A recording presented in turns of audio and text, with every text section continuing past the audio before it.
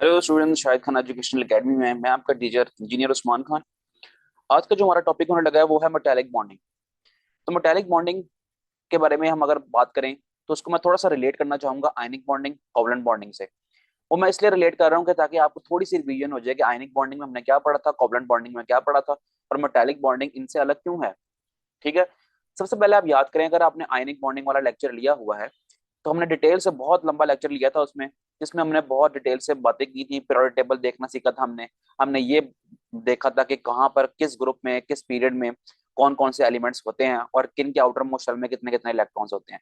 तो बहुत ही डिटेल से टॉपिक बनाया था मैंने आयनिक बॉन्डिंग वाला। अगर आपने वो अभी तक नहीं देखा तो ऊपर आपको राइट कॉर्नर पे एक आई बटन में लिंक शो हो रहा होगा। आप आयनिक बॉन्डिंग वाला लेक्चर जरूर लें। उसमें तकरीबन बेसिक 50% तक जो कॉन्सेप्ट्स है ना केमिस्ट्री के, वो सब के सब क्लियर हो रहे हैं। अगर आपने एक बार वो ले लिया ना तो आपकी केमिस्ट्री के ऊपर ग्रिप बहुत स्ट्रांग हो जाएगी। ओके, इसके बाद अगर मैं बात करूं यहाँ पर आयनिक बॉन्डिंग के अंदर होता क्या था, थोड़ा सा रिवाइज करवाऊं अगर। उसमें होता यह था कि एक मेटल होता था और दूसरा होता था नॉन मेटल। ये आपस में बॉन्डिंग करते थे। जो मेटल होता था ना, वो अपना इलेक्ट्रॉन लूज करता था और वो नॉन मेटल को जाके दे दिया करता था। तो इसको हम कहते हैं transfer of electron. Electron transfer हुआ करता था किस तरह, जिस तरह अगर मैं बात करूंगा सोडियम की, तो सोडियम के ऊपर प्लस चार्ज आ जाया करता था और वो एक इलेक्ट्रॉन को लूज कर दिया करता था। सिमिलरली अगर मैं बात करता हूँ क्लोरीन की, तो क्लोरीन के अंदर आके वही जो इलेक्ट्रॉन जो सोडियम ने लूज किया वो क्लोरीन के अंदर आके ऐड हो गया। तो क्लोरीन के ऊपर फिर आ गया नेगेटिव चार्ज। ये होता था आयनिक बॉन्डिंग। डिटेल से पढ़ना है, डिटेल से समझना है, तो जाके आयनिक बॉन्डिंग पर लेक्चर ले लें एक बार। अच्छा, इसके अलावा हम बात करेंगे कोवलेंट बॉन्डिंग की। कोवलेंट बॉन्डिंग में हमने बात की थी कि शेयरिंग ऑफ इलेक्ट्रॉन होती है। शेयरिंग ऑफ इलेक्ट्रॉन का मतलब ये होता है कि दोनों बराबर से इलेक्ट्रॉन को शेयर करते हैं। जैसे कि एग्जांपल के तौर पे अगर हम HCl बनाएं, तो HCl में से H अपना एक इलेक्ट्रॉन देगा और Cl अपना एक इलेक्ट्रॉन देगा। तो ये यहाँ पर बन गया इलेक्ट्रॉन पेयर। ठीक है, ये बीच में लाइन गलत बन गई है, थोड़ा सा रेज करते हैं, आप देखें। ये बन गया इलेक्ट्रॉन पेयर। तो यहाँ पर जो है ना, इस तरह की बॉन्डिंग जब होती थी, mutual sharing of electron, not transfer of electron like ionic bonding. Sharing of electron होती है तो फिर बनता है कोवलेंट बॉन्ड। अब आपने देखा यहाँ पर ना दोनों तरह के डिसिमिलर एटम्स लिखे हुए हैं। आयनिक बॉन्डिंग में N एक अलग एलिमेंट है और Cl एक अलग एलिमेंट है। सिमिलरली कोवलेंट बॉन्डिंग की जो मैंने एग्जांपल दी है आपको HCl की, यहाँ पर भी दोनों डिसिमिलर हैं। H अलग है, Cl अलग है। और दूसरी बात, हम इसको इस तरह भी देख सकते हैं कि अगर मेटालिक बॉन्डिंग की बात करें ना, तो मेटालिक बॉन्डिंग में आयनिक और कोवलेंट से फर्क ही सिर्फ ये है कि मेटालिक बॉन्डिंग होती है सिर्फ और सिर्फ मेटल्स के अंदर। ठीक है। ऊपर अगर हम आयनिक बॉन्डिंग वाली एग्जांपल ली थी हमने, तो सोडियम Na तो मेटल है, कोई शक नहीं है इसमें। लेकिन जो Cl है ना, वो नॉन मेटल है। तो Cl के अंदर मेटालिक बॉन्डिंग नहीं होगी। ओके, इसी तरह HCl की बात करें तो हाइड्रोजन गैस है, क्लोरीन भी गैस है, तो ये दोनों के दोनों क्या हुए, नॉन मेटल्स हुए। तो इनके अंदर भी मेटालिक बॉन्डिंग नहीं हो सकती। तो मेटालिक बॉन्डिंग स्पेसिफिकली है ही मेटल्स के लिए। तो अगर हम एस्टिमेट बताऊं ना, एक रफ एस्टिमेट है, कहीं पर ना कहते हैं कि 91 टोटल एलिमेंट्स हैं, कहीं पर ना 92 कहते हैं कि ना टोटल, सॉरी, मेटल्स हैं इन अ पीरियोडिक टेबल। तो 91 मेटल्स आप कह रहे हैं, अप्रोक्सीमेटली 91 मेटल्स हैं पीरियोडिक टेबल के अंदर। ठीक है, आउट ऑफ 118। पता है ना, पीरियोडिक टेबल हमने देखा था, उसमें एलिमेंट्स काउंट भी किए थे, तो 118 एलिमेंट्स होते हैं। तो 91 जो है ना, वो उसमें से मेटल्स हैं। बाकी हो जाएंगे फिर मेटलॉइड्स, जिनकी प्रॉपर्टीज इन बिटवीन होती है मेटल्स एंड नॉन मेटल्स के। और बाकी जो रह जाएंगे वो होते हैं नॉन मेटल्स। जिस तरह के खास तौर पे जो गैसेज हैं, जितनी भी गैसेज हो गई हैं हमारे पास, नाइट्रोजन हो गई, ऑक्सीजन हो गई और हाइड्रोजन हो गई, इस तरह की जो गैसेज होती है ना, वो नॉन मेटल्स की कैटेगरी में आती है।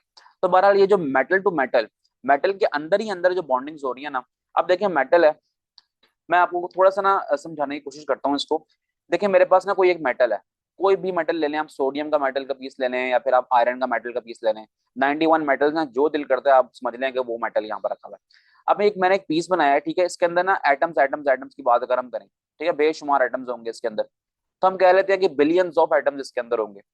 तो जो एटम टू एटम, यानी कि बिलियंस ऑफ एटम है, तो एटम और एटम के दरमियान में जो बॉन्डिंग होगी ना, उस बॉन्डिंग को हम कहेंगे कि ये है मेटालिक बॉन्डिंग। ठीक है, दरमियान में होगी, इसको कहेंगे हम मेटालिक बॉन्डिंग। तो ये होता है मेटालिक बॉन्डिंग। सिमिलर एलिमेंट होता है, और एलिमेंट भी कौन सा, जो मेटल होगा। तो मेटल के जो एटम टू एटम बॉन्डिंग होगी उसको हम कह देंगे मेटालिक बॉन्डिंग। ये था इसका जी बेसिक इंट्रोडक्शन। अब हम चलते हैं बुक की तरफ और बुक में देखते हैं उन्होंने क्या बातें बताई हुई हैं। और कुछ नई नई टर्म्स भी आपको पढ़ने को मिलेंगी यहाँ पर, तो उनको मैं साथ साथ क्लियर करता जाऊंगा। स्टार्ट करते हैं जी। The characteristics shown by the metals are very different from ionic and covalent compound. तो जो प्रॉपर्टीज शो की जाती है ना मेटल्स की तरफ से, तो वो आयनिक और कोवलेंट कंपाउंड से बिल्कुल हटके होती हैं। This suggest that the presence of a different type of binding force among the metallic atoms. तो बताता है कि एक ना अलग तरह की फोर्स है आयनिक बॉन्डिंग को जोड़ने की, बाइंडिंग फोर्स कहते हैं जोड़ने की फोर्स। आयनिक बॉन्ड वाली फोर्स अलग है, कोवलेंट बॉन्ड वाली फोर्स अलग है, और मेटालिक बॉन्ड वाली फोर्स अलग है, जिन्होंने एटम्स को आपस में जोड़े रखा हुआ है। ठीक है, और क्या क्या किस किस तरह हम इसको डिफरेंशिएट कर सकते हैं वो मैंने आपको स्टार्टिंग में, ये लेक्चर स्टार्ट करने से पहले ही बता दिया, ये टॉपिक स्टार्ट करने से पहले एक्चुअली मैंने आपको बता दिया सारा कुछ। ओके, अब प्रॉपर्टीज की बात करते हैं कि खसूसियात क्या क्या हैं मेटल्स की। Metals usually have metallic lustre. Metallic lustre कहते होते हैं कि शाइनी सरफेस होती है उसकी, ठीक है, सरफेस जो है ना, टॉप सरफेस जो होती है वो शाइन मारती है मेटल्स की। बिल्कुल आप एग्जांपल ले लें, अगर आप कोई, अगर आपके पास शीट्स होंगी, आयरन की कोई शीट है या फिर ना इस तरह किसी भी मेटल की अगर आपके पास शीट है, तो आपने सूरज में रख देंगे, उसको रोशनी में रख देंगे, चाहे सूरज में ना भी रखें आप, सिंपल रोशनी में रख दें या टॉर्च ऑन कर दें फोन का, उससे आप देख लें तो एक बहुत ज्यादा ना चमकती हुई उसमें से शाइन निकलती है। तो इनके गुड रिफ्लेक्टर हुआ ना इस तरह, तो हम कहेंगे कि ये मेटालिक लस्टर इसका अच्छा होता है, शाइनिंग सरफेस होती है। दूसरी बात हमारे ये कहता है कि metals usually have high melting and boiling point. Metal का मेल्टिंग पॉइंट भी हाई है और बॉइलिंग पॉइंट भी हाई है। ओके, उसका मतलब ये है कि मेटल जो है ना वो सॉलिड फॉर्म में पाया जाता है। आपने कहीं पर भी लोहा तो देखा होगा ना, आयरन तो देखा होगा, स्टील भी देखा होगा, तो ये सारे ना मेटल की कैटेगरी में ही आते हैं। स्टील तो खैर एक थोड़ी सी टाइप अलग होगी ना, अलॉय हो गया वो आयरन का, तो लेकिन एक मेटल से ही तो बना है वो, आयरन से। तो जब हम लोहे की बात करते हैं सिर्फ आयरन की, तो आयरन अगर आपने देखा हो तो आयरन बहुत सॉलिड फॉर्म में होता है। ठीक है, जब उसको पिघलाना होता है तो उसके लिए कम से कम भी जो है 1500 सेंटीग्रेड टेम्परेचर चाहिए उसको मेल्ट करने के लिए, इतना हार्ड टेम्परेचर है ये। तो उसको मेल्ट करने के लिए, यानी कि सॉलिड से लिक्विड फॉर्म में कन्वर्ट करने के लिए उसको बहुत टेम्परेचर की जरूरत है, और फिर लिक्विड फॉर्म से उसको वेपर्स की फॉर्म में कन्वर्ट करना भी पॉसिबल है, लेकिन इट्स अ डिफिकल्ट टास्क क्योंकि उसका बॉइलिंग पॉइंट बहुत हाई है। तो मेटल को सॉलिड से लिक्विड में कन्वर्ट करने को हम कहते हैं मेल्टिंग पॉइंट, और लिक्विड से कन्वर्ट करना हो अगर वेपर्स की फॉर्म में, तो उसको हम कहते हैं ये है बॉइलिंग पॉइंट। तो ये बहुत हाई होता है, टेम्परेचर बहुत चाहिए होता है ये फिनोमेना करने के लिए। बस अगली बात पे चलते हैं। Metals are good conductor of heat and electricity. Good conductor of heat and electricity, इसका मतलब ये है कि अगर आपने मेटल की कोई, आपके पास कोई रॉड पड़ी है या फिर कोई पीस पड़ा है मेटल का, तो आप थोड़ी देर के लिए ना उसमें उसको आप रख दें धूप में। ठीक है, अगर आप ना कोई इतना पीस पड़ा है आपने उसको धूप में रख दिया, तो थोड़ी देर बाद आप हाथ लगाएंगे इसको, इसके ऊपर अपना आगे हाथ लगाएंगे तो आपको गर्म फील होगा। जब वो गर्म फील हो रहा है ना, तो आप समझ जाए कि ना अच्छी हीट अब्सॉर्ब करता है अपने अंदर ये, तो गुड कंडक्टर ऑफ हीट हो गया। ठीक है, और इलेक्ट्रिसिटी की अगर आप मिसाल लें, देखिए इतना आपके पास पीस पड़ा हुआ है मेटल का, यहाँ पर ना आप इलेक्ट्रिक चार्ज अप्लाई कर दें, ठीक है, यहाँ से बैटरी लगाएं, बैटरी से आपने करंट अप्लाई कर दें यहाँ पर, और दूसरी तरफ अपना जाके ना हाथ लगाएं यहाँ पर, इस तरफ जाके अपना हाथ लगाएं तो आपको यकीनी तौर पे करंट पड़ जाएगा। ठीक है, तो यहाँ पर उसको हम कहेंगे कि metals good conductor of electricity भी होते हैं। दूसरी मिसाल आप ये ले लें, हमारे घर में जो वायरिंग होती है, वो वायरिंग वाली जो आपने तार देखी है प्लास्टिक की जिसके ऊपर कोटिंग होती है, कोई ग्रीन वायर होती है, कोई रेड होती है, कोई ब्लैक होती है, कोई ब्लू होती है, कोई येलो होती है, ये तो देखी होंगी सबने वायर्स। और उस वायर को अगर आप छील लेना थोड़ा सा, तो उसके अंदर से ना आपको छोटी छोटी सी ना बारीक बारीक से तारें नजर आ रही होंगी, वो तारें बनती हैं कॉपर की। ठीक है, तो कॉपर इटसेल्फ क्या हुआ, कॉपर मेटल हुआ। तो इसमें से हम तारों के लिए इस्तेमाल क्यों कर रहे हैं, क्योंकि ये इलेक्ट्रिसिटी अच्छी फ्लो करवा सकता है, कॉपर। ठीक है, तो जो metal as a whole metal की बात यही है कि metal good conductor of electricity है, कि उसके अंदर से इलेक्ट्रिक करंट बहुत अच्छी तरह पास होगा, इसलिए हम घर की वायरिंग कराते हैं वो मेटल मेटल की ही वायरिंग होती है। जिस तरह कॉपर की मिसाल अगर मैं ले रहा हूँ, तो कॉपर से ही बनती हैं वायर, सिल्वर से ही बनती हैं, गोल्ड से ही बना सकते हैं हम। तो गोल्ड तो पायदार ही बहुत होगा लेकिन महंगा बहुत हो जाएगा, इसलिए कोई करवाता नहीं है काम। बहरहाल अब हम चलते हैं अगली प्रॉपर्टी में, उम्मीद करता हूँ बातें समझ आ रही हैं आपको। Metals are usually hard and heavy. ठीक है, जाहिर बात है मेटल्स जो होंगे ना वो सॉलिड होते हैं, एक रिजिड स्ट्रक्चर होता है, हार्ड स्ट्रक्चर होता है उनका, तो उसको उठाने में भी हमारी मुश्किल होती है, तो वो हैवी भी होते हैं, वजनी भी होते हैं। Metals can be made into different shapes by applying pressure. अब प्रेशर अप्लाई करने से ना हम डिफरेंट शेप्स में मेटल को कन्वर्ट कर सकते हैं। आपने मेटल की रॉड भी देखी होगी, मेटल की शीट्स भी देखी होंगी, मेटल से बनी हुई भी बारीक बारीक तारे भी देखी हैं जो कि हम इलेक्ट्रिसिटी के लिए घर में इस्तेमाल कर रहे हैं। तो आपने हर तरह की फॉर्म में तो मेटल देख लिया ना। तो यही प्रॉपर्टी होती है कि हम प्रेशर अप्लाई करते हैं और डिजायर्ड कोई प्रोडक्ट हमने अगर मेटल से बनानी है उसको हम बना सकते हैं। तो दो तरह की ना एक मशहूर प्रॉपर्टीज होती हैं मेटल की, एक होती है मेलिएबिलिटी और एक होती है डक्टिलिटी। तो मेलिएबिलिटी एक ऐसी प्रॉपर्टी है कि उसमें ना हम मेटल पे ना इतना प्रेशर लगाएं, और प्रेशर लगाने के बाद मेटल को ना बारीक बारीक शीट्स की फॉर्म में कन्वर्ट कर लें। और इसी तरह एक और प्रॉपर्टी है डक्टिलिटी। तो डक्टिलिटी एक ऐसी प्रॉपर्टी है कि हम मेटल को इस तरह डिफॉर्म कर लें या फिर इस तरह उसको काट लें, इतना इस तरह प्रेशर अप्लाई करें उस पर कि वो बारीक बारीक तारों की फॉर्म में कन्वर्ट हो जाए। तो तारे जिसमें कन्वर्ट कर रहे हैं कॉपर को, तो कॉपर आपको क्या ख्याल है, तारों की फॉर्म में मिलता होगा? हरगिज नहीं। कॉपर एक सॉलिड रिजिड स्ट्रक्चर होता है, और इसको हम प्रेशर अप्लाई करके उसको तारे बनाते हैं बारीक बारीक सी, जो कि हमारे घरों में हमारे घरों में, बाहर, हर जगह, ऑफिस में, हर जगह वो इसी इसी फॉर्म में इस्तेमाल होती है, इलेक्ट्रिक वायर जो होती है। तो काफी कुछ बोल लिया मैंने, तो उम्मीद करता हूँ ये प्रॉपर्टी समझ आ गई होंगी। अब हम चलते हैं इसके नीचे एक्सप्लेनेशन पे। These characteristics of metals can be explained if we know the nature of binding force present between their atom. कहते हैं जितनी भी हमने प्रॉपर्टीज पढ़ी है ना, इसके बारे में हम डिटेल से समझ सकते हैं, कोई शक नहीं। लेकिन इसके लिए हमें पता होना चाहिए कि इनके जो एटम्स टू एटम्स कोई फोर्सेज है ना, वो फोर्सेज किस तरह बिहेव कर रही हैं। ऐसी क्या फोर्स है जिन्होंने एटम टू एटम आपस में जोड़े रखा हुआ है मेटल के अंदर। ओके, अब वो समझते हैं concept. Usually metals have low values of ionisation energy. यहाँ पर आ गई एक नई टर्म जिसका नाम है आयोनाइजेशन एनर्जी। अब हम इसको थोड़ा सा समझने की ना कोशिश करते हैं। परेशान नहीं होना, आयोनाइजेशन एनर्जी समझाऊंगा बड़े इजी करके, ठीक है? तो आपने इसको समझना है कॉन्सेप्ट को, बड़ा इंपॉर्टेंट कॉन्सेप्ट है ये। देखें जी, मेटल्स का ना अमूमन ये होता है, मैंने बनाया न्यूक्लियस, ये मैंने बना दिया शेल्स, ठीक है? 3 शेल्स बना रहा हूँ मैं, चले। अब होता ये है कि ना, अगर आउटर मोस्ट शेल की बात करें ना, आउटर मोस्ट शेल का इलेक्ट्रॉन कौन सा होता है? वही जो बॉन्डिंग में पार्टिसिपेट कर रहा होता है। ये पुरानी बातें हैं, मैं बार बार रिपीट कर रहा हूँ, आयनिक बॉन्डिंग में भी, कोवलेंट बॉन्डिंग में भी, कोऑर्डिनेट कोवलेंट बॉन्डिंग में भी, ठीक है? ये आउटर मोस्ट शेल के अंदर जो इलेक्ट्रॉन होगा ना, इसने बॉन्डिंग में पार्टिसिपेट करना होता है। अब ये आउटर मोस्ट का इलेक्ट्रॉन और ना न्यूक्लियस के दरमियान में ना कुछ फासला बढ़ गया, अगर शेल का साइज बड़ा है, अगर एटम का साइज बड़ा है, ठीक है? अगर मैं इसके मुकाबले में एक और एटम बनाता हूँ, छोटा सा, ठीक है, ये देखें, यहाँ पर इसका इलेक्ट्रॉन है, तो आप कहेंगे कि यार ये इलेक्ट्रॉन और न्यूक्लियस के दरमियान में ना फासला बहुत कम है, इस वाले में और इस वाले में इलेक्ट्रॉन और न्यूक्लियस के दरमियान में फासला बहुत ज्यादा है। तो न्यूक्लियस जो होता है ना, वो होता है पॉजिटिवली चार्ज, क्योंकि इसके अंदर प्रोटॉन्स होते हैं, और इलेक्ट्रॉन है नेगेटिवली चार्ज। तो आपको पता ही है कि पॉजिटिव और नेगेटिव जो है ना, वो आपस में अट्रैक्ट होते हैं, जुड़ते हैं आपस में। तो जितना दूर होगा negatively charge positively charge nucleus से, तो उतना ही उसको, न्यूक्लियस को, उसके इलेक्ट्रॉन पे ग्रिप कमजोर हो जाएगी। तो उसमें, उनके दरमियान में, इलेक्ट्रॉन्स और न्यूक्लियस के दरमियान में जो एक फोर्स ऑफ अट्रैक्शन है ना, वो कम से कम हो जाएगी। अच्छा, इसके मुकाबले में आप इस यहाँ पर देखें, इस जगह पे देखें, इलेक्ट्रॉन और न्यूक्लियस बिल्कुल पास पास हैं, तो न्यूक्लियस ने इलेक्ट्रॉन को अच्छे से अपने काबू में रखा हुआ है, तो इनके दरमियान में फोर्स ऑफ अट्रैक्शन बहुत स्ट्रांग है, ठीक है? यहाँ तक बात।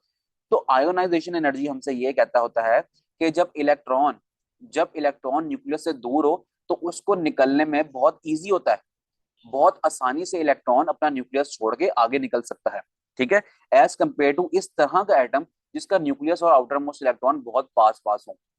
जब पास पास इलेक्ट्रॉन्स और आउटर मोस्ट शेल का इलेक्ट्रॉन और न्यूक्लियस पास पास होंगे, तो इनमें फोर्स ऑफ अट्रैक्शन भी ज्यादा होगी, जिसकी बिना पर इलेक्ट्रॉन इलेक्ट्रॉन का निकलना बहुत मुश्किल हो जाता है, ठीक है? यहाँ तक बात क्लियर हो गई है। तो हम कहेंगे कि एक जर्नल आपको मैं ओवरव्यू दे दूं, फिर हम आगे पढ़ भी लेंगे इसको। देखिए, मेटल्स जो होते हैं ना, उनका साइज बहुत बड़ा होता है, तो उनका एटॉमिक साइज बहुत बड़ा होता है। तो होता ही है कि उसका जो आउटर मोस्ट इलेक्ट्रॉन होता है और जो न्यूक्लियस होता है, उनके दरमियान में फासला बहुत ज्यादा होता है। तो इसका जब फासला ज्यादा है, तो फोर्स ऑफ अट्रैक्शन, कि न्यूक्लियस ने कितने ग्रिप से इलेक्ट्रॉन को पकड़ा हुआ है, ये फोर्स ऑफ अट्रैक्शन बहुत कम हो जाती है, जिसकी बिना पर इलेक्ट्रॉन इजिली मेटल्स के अंदर से निकल जाता है।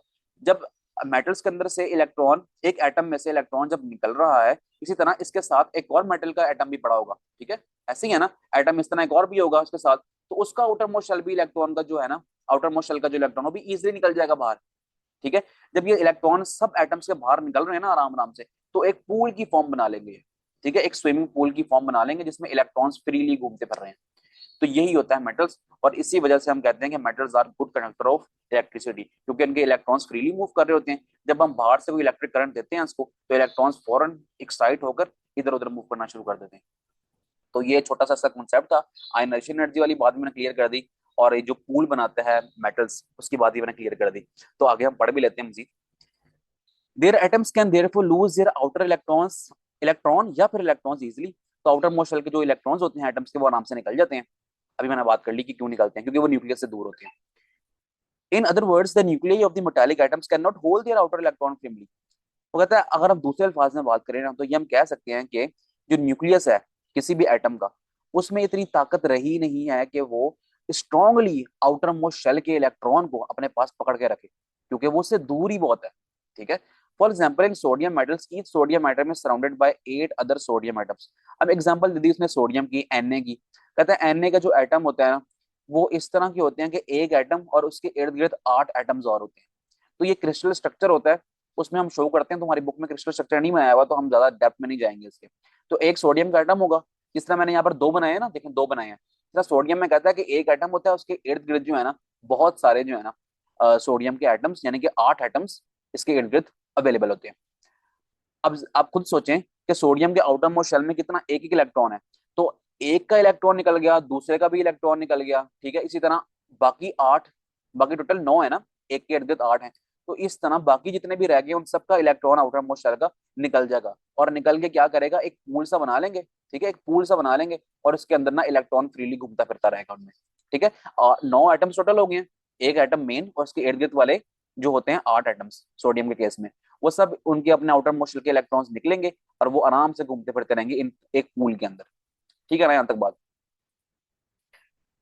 Okay. The outer electron of these atoms move freely between the vacant space, खाली जगह पे इसके जो आउटर मोस्ट के इलेक्ट्रॉन्स जो कि न्यूक्लियस से फ्री हो गए हैं वो घूम फिर रहे हैं, present between atoms because of loose linkage they have with the nucleus. इस वजह ये हो इस वजह से रहा है क्योंकि आउटर मोस्ट शेल के जो इलेक्ट्रॉन्स हैं वो न्यूक्लियस से दूर हैं, और न्यूक्लियस की उनके पास ग्रिप ही नहीं है कि न्यूक्लियस उनको अपने पास एटम के अंदर रोके रखे। No electrons remain attach with a particular nucleus. तो कोई इलेक्ट्रॉन ऐसा नहीं है जो कि ना अपने न्यूक्लियस के साथ जो है ना जुड़ा हुआ हो, ठीक है। स्पेसिफिकली हम कह देंगे यार ये फलाना इलेक्ट्रॉन फलाने न्यूक्लियस का है, ऐसा नहीं होता, ठीक है, क्योंकि वो घूम फिर रहे होते हैं, कोई कहीं जा रहा है कोई कहीं जा रहा है, हम पहचान ही नहीं कर सकते कि कौन सा इलेक्ट्रॉन किस न्यूक्लियस का है। Instead, all the electrons at the same time get attached with all the nuclei. तो एज अ होल अगर हम बात करें ना, तो हमारे पास टोटल अगर सोडियम के केस में 8 एटम्स हैं, तो 8 एटम्स हैं, आउटर मोस्ट शेल में भी 8 इलेक्ट्रॉन्स हैं, और न्यूक्लियस कितने हो गए, न्यूक्लियस भी 8 हो गए। तो हम कहेंगे यार ये जो 8 न्यूक्लियस है ना, ये एज अ होल हम न्यूक्लियस ले रहे हैं, और जितने 8 इलेक्ट्रॉन्स है ना, तो कोई भी इलेक्ट्रॉन किसी भी न्यूक्लियस का हो सकता है, या हम ये कह सकते हैं कि सारे के सारे जितने भी इलेक्ट्रॉन्स है ना, उन सब पे सारे न्यूक्लियस जितने भी अवेलेबल है ना, उन सब की फोर्स लग रही है, फोर्स ऑफ अट्रैक्शन, ठीक है, इस तरह हम कह सकते हैं। When all the atoms attract all the electrons collectively, obviously they will be bounded together. जब सारे ही न्यूक्लियस सारे ही इलेक्ट्रॉन्स पे फोर्स लगा रहे हैं, तो एक ये आपस में एक झुमघट्टा सा बना लेते हैं, ठीक है, एक कह लें कि एक क्लस्टर सा बना लेते हैं। A metals will appear to have a sea of electrons, जिसकी वजह से हमें लगता है कि इलेक्ट्रॉन्स का ना एक समंदर बन गया। In which all the nuclei of the atoms are submerged, जिनके अंदर जितने भी न्यूक्लियाई थे वो सब के सब उस स्विमिंग पूल के अंदर मौजूद हैं। A metallic bond is therefore a type of chemical bond which has positively charged ion. तो metallic bond एक ऐसा टाइप ऑफ केमिकल बॉन्ड है जिसके ऊपर पॉजिटिव चार्ज आयन आ जाता है, bound together by mobile electrons, ठीक है, और वो उनके आसपास मोबाइल इलेक्ट्रॉन्स फ्रीली मूव करने वाले इलेक्ट्रॉन्स होते हैं। ये स्विमिंग पूल की आप स्ट्रक्चर देख सकते हैं सोडियम के केस में। यहाँ पर आप देखें ये जो सोडियम है ना, इस पे प्लस प्लस चार्ज बने हुए हैं, इनके ये क्या है, सोडियम के आप कह देंगे ये न्यूक्लियाई हैं, ठीक है, न्यूक्लियस हैं। और ये जो नेगेटिवली चार्ज घूम फिर रहे हैं ना सारे, ये आउटर मोस्ट शेल के इलेक्ट्रॉन्स हैं, ठीक है। अब आप डिफरेंशिएट कर सकते हैं कि कौन सा इलेक्ट्रॉन किस वाले न्यूक्लियाई का है, तो आपका जवाब होगा नहीं, हम ऐसा नहीं कर सकते। हम सिर्फ यही कह सकते हैं कि यार ये as a whole outer most shell के इलेक्ट्रॉन्स जो है ना, इन सब के ऊपर ये सारे के सारे जितने भी न्यूक्लियस है ना, ये सब के सब अपनी फोर्स ऑफ अट्रैक्शन लगा रहे हैं, हम इस तरह कह सकते हैं। तो एक स्विमिंग पूल बन गया जिसमें इलेक्ट्रॉन्स फ्रीली मूव कर रहे हैं, और जो न्यूक्लियाई हैं वो मर्ज हुए हैं, ठीक है, वो मर्ज हुए हैं एक स्विमिंग पूल के अंदर, और इलेक्ट्रॉन उसमें अंदर फ्रीली मूव कर रहे हैं। तो उम्मीद करता हूँ मैंने बहुत ज्यादा डिटेल से बोला, आपको यहाँ पर बातें समझ आ रही होंगी, बोर नहीं होना बिल्कुल भी आपने, ठीक है ना। तो इजी रखनी है चीजों को। आगे हम बात करते हैं मैग्नीशियम की। तो मैग्नीशियम का आप नीचे स्विमिंग पूल देख सकते हैं किस तरह का है, ये आप देख सकते हैं, ठीक है, नजर आ गया। अब ये इसमें दो प्लस प्लस क्यों आए हुए हैं न्यूक्लियस के ऊपर, ये भी आपको समझाता हूँ मैं अभी, ठहर जाए एक minute. The strength of the metallic bond depend upon two factors. अपना मेटालिक बॉन्ड की जो कुव्वत है वो डिपेंड करती है दो चीजों पर। The number of positive charge present on the positive ions, कि कितने पॉजिटिव चार्ज अवेलेबल है, ठीक है। अगर ग्रुप 1 का मेंबर होगा ना, तो उसके ऊपर पॉजिटिव चार्ज एक एक होंगे उनके न्यूक्लियस पे, ठीक है। लेकिन अगर ग्रुप 2 का मेंबर होगा तो उनके ऊपर पॉजिटिव चार्ज दो दो होंगे। वो क्यों, क्योंकि ग्रुप 2 का मेंबर है, आउटर मोस्ट शेल में 2 इलेक्ट्रॉन्स है, जब वो लूज करेगा अपने न्यूक्लियस से अपने इलेक्ट्रॉन्स को दूर करेगा, तो होगा ये कि वो 2 इलेक्ट्रॉन्स लूज कर रहा है, तो उसके ऊपर +2 का चार्ज आ रहा है, ठीक है, 2 इलेक्ट्रॉन डेफिशिएंट हो गया वो। तो जब 2 इलेक्ट्रॉन लूज करेगा तो क्या चार्ज आ जाएगा उससे, +2 का। तो इसलिए हमने यहाँ पर न्यूक्लियस के ऊपर ना 2 मरतबा प्लस शो किया हुआ है, okay okay. And the number of mobile electrons set free by each atoms, each sodium metal for example each sodium atom set free only 1 electrons. इस तरह सोडियम ग्रुप 1 का मेंबर है तो वो लूज करेगा सिर्फ एक एक इलेक्ट्रॉन, वो हमने ऊपर देखा था। लेकिन मैग्नीशियम ग्रुप 2 का मेंबर है तो each magnesium atom release 2 electrons, तो हर हर मैग्नीशियम का जो एटम है वो दो दो इलेक्ट्रॉन्स लूज करेगा। और जब वो दो इलेक्ट्रॉन लूज करेगा तो उसके ऊपर चार्ज क्या आ जाएगा, 2+ का चार्ज आ जाएगा। लेकिन बिल्कुल सिंपल है ना, सोडियम की एग्जांपल्स हम करते रहे हैं यहाँ पर। जब हम करते थे सोडियम की एग्जांपल तो हम कहते थे ना कि सोडियम ग्रुप 1 का मेंबर है तो इसके पास आउटर मोस्ट शेल में एक इलेक्ट्रॉन है, तो वही इलेक्ट्रॉन ये लूज कर देगा। ठीक है, ये इलेक्ट्रॉन उसने लूज कर दिया, 1 ई लिखा है मैंने। इस तरह मैग्नीशियम की बात करें ना हम, तो मैग्नीशियम ग्रुप 2 का मेंबर है तो आउटर मोस्ट शेल में 2 इलेक्ट्रॉन्स हैं, तो ये 2+ चार्ज आ जाएगा इस पे, और इसने इलेक्ट्रॉन कितने रिलीज किए, 2 इलेक्ट्रॉन्स। ठीक है ना, ये जो 2+ चार्ज आ रहा है ना, तो वो न्यूक्लियस के अंदर हमने 2+ शो किए हैं, और 2 इलेक्ट्रॉन जो लूज किए हैं उसने, इन्होंने इन ब्लू ब्लू से शो किया हुआ 2 इलेक्ट्रॉन्स। कोई परेशानी तो नहीं ना अब, उम्मीद करता हूँ कि नहीं होगी, तो अब आपको परेशानी बिल्कुल भी। तो हम कह सकते हैं the metallic bond in magnesium metal will evidently B stronger than the sodium metal.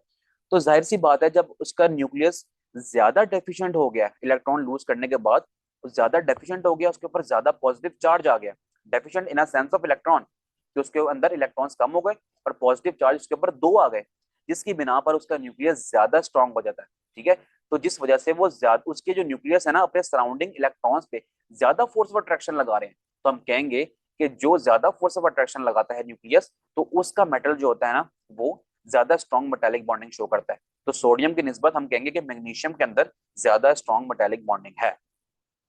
ठीक है, नहीं समझ आ रहा तो वीडियो को दोबारा पीछे करें और दोबारा सुनिए इस बातों को। मैंने हर हर पॉइंट क्लियर करने की कोशिश की है, बिल्कुल बेसिक लेवल पे आ गए। The presence of free moving electrons in metals make them good conductor of heat and electricity. बिल्कुल सिंपल बात है, अभी मैं पहले डिस्कस करके आ भी चुका हूँ स्टार्ट में कि जो फ्रीली इलेक्ट्रॉन्स मूव करे ना, इन्हीं की बिना पर हम कहते हैं कि ये good conductor of heat and electricity है।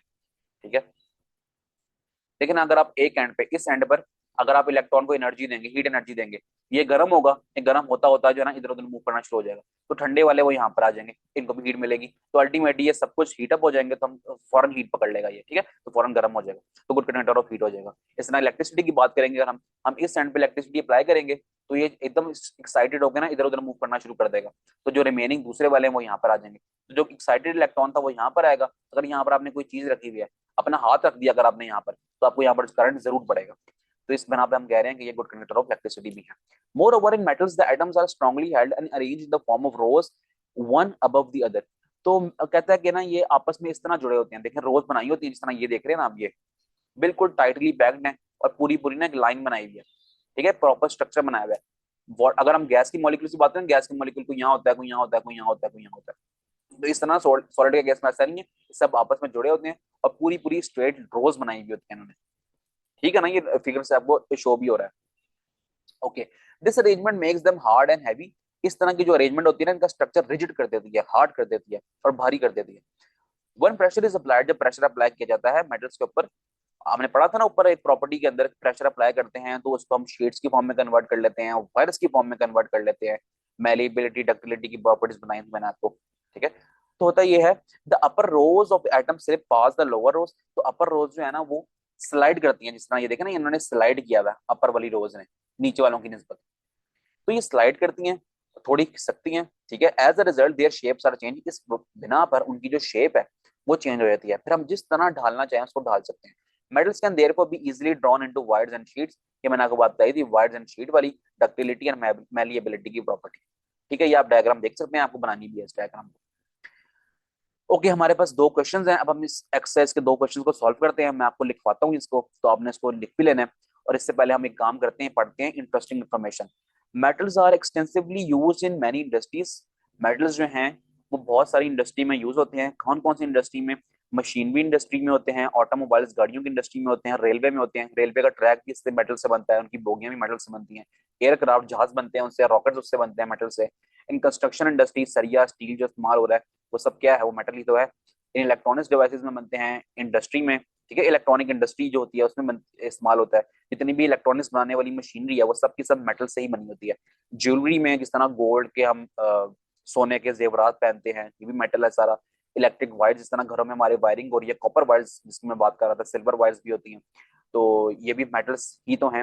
एंड मैनी मोर, इस तरह की और भी प्रॉपर्टीज हैं इसकी। तो ये इंटरेस्टिंग इंफॉर्मेशन आपने खुद से पढ़नी है।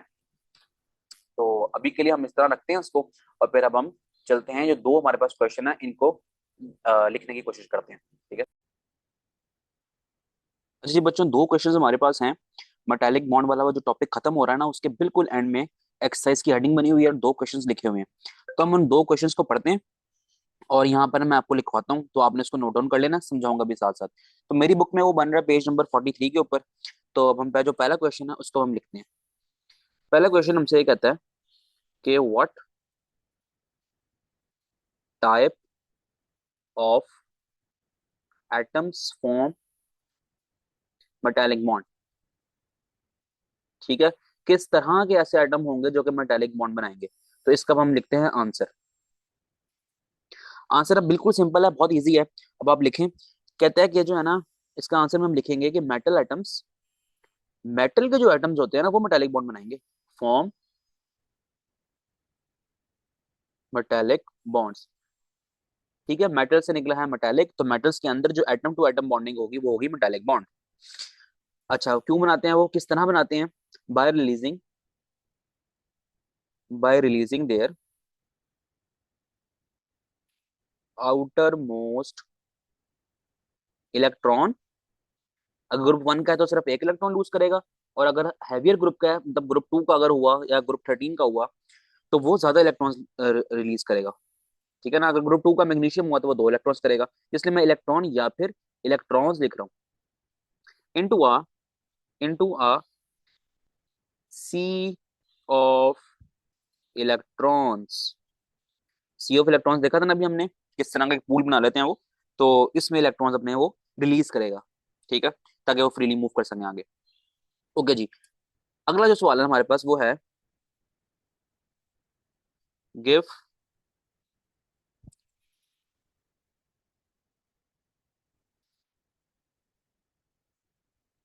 Give comparison of metallic bond with an ionic bond. Metallic और आयनिक बॉन्ड में हमने कंपैरिजन करना है।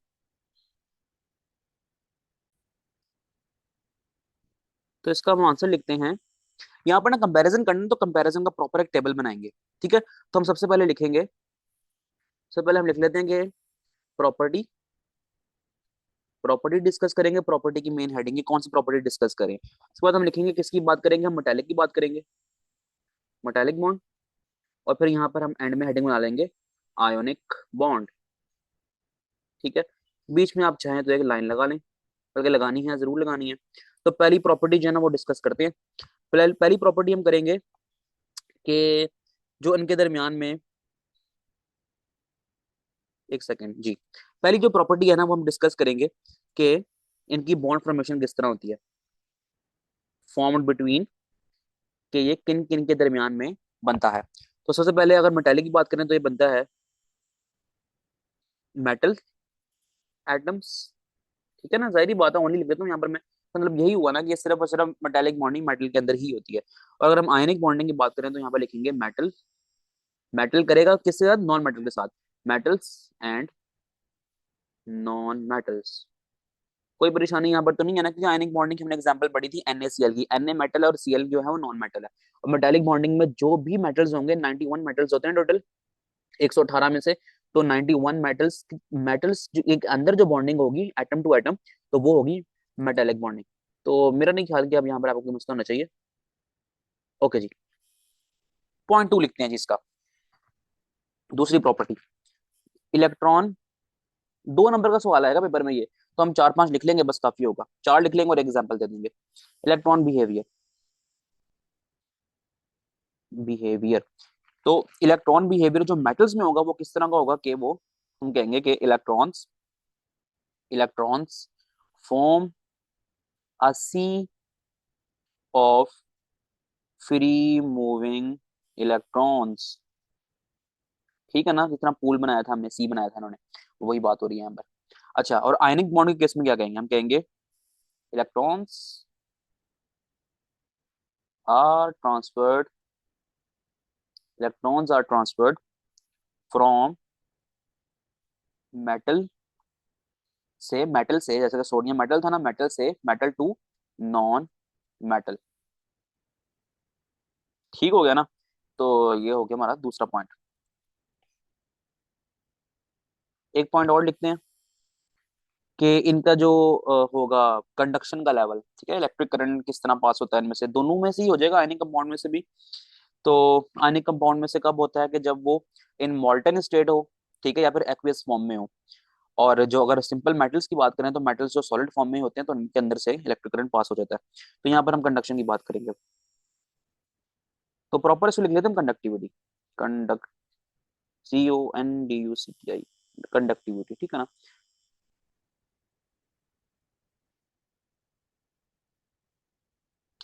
अच्छा जी, अगर हम बात करें मेटल्स के केस में तो लिखेंगे कंडक्ट्स इलेक्ट्रिसिटी, इलेक्ट्रिसिटी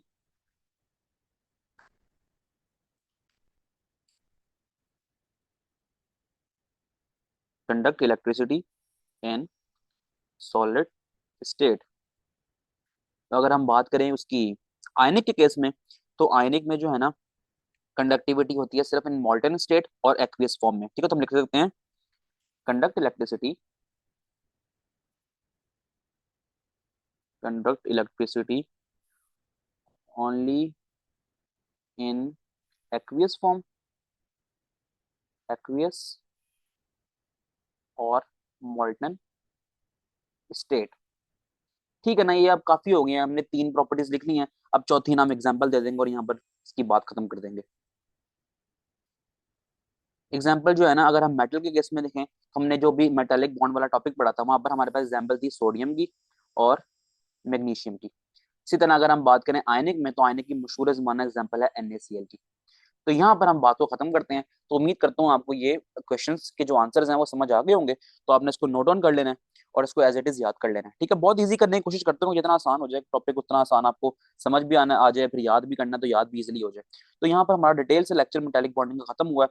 अब स्क्रीन के एंड पे आपको कुछ टॉपिक्स नजर आ रहे होंगे, आयनिक बॉन्ड का, कोवलेंट बॉन्ड का और कोऑर्डिनेट कोवलेंट बॉन्ड का। तो आपने इनको जो है ना सुन लेना एक बार, ताकि बॉन्डिंग वाले जितने कॉन्सेप्ट है ना सब आपके क्लियर हो जाएं। खास तौर पे आयनिक बॉन्डिंग वाला जरूर सुनिएगा, उसमें मैंने केमिस्ट्री के बहुत हैवी किस्म के जो कॉन्सेप्ट्स है ना जो कि बच्चों को आने चाहिए, बदकिस्मती से बच्चों को नहीं समझ आ रहे होते वो, लेकिन मैंने उसमें कोशिश की है कि वो सारे कॉन्सेप्ट समझाऊं। तो वो लेक्चर जरूर सुनिएगा पाइनिक बॉन्ड वाला। तो इसके अलावा एक प्लेलिस्ट शो हो रही होगी, इसमें क्लास 10 केमिस्ट्री न्यू बुक के डिटेल से सारे लेक्चर हैं फुल बुक के, तो आपने उसको भी जाके देख लेना है। अब हम खत्म करते हैं, वीडियो को लाइक कीजिएगा, चैनल को भी सब्सक्राइब कर लीजिएगा।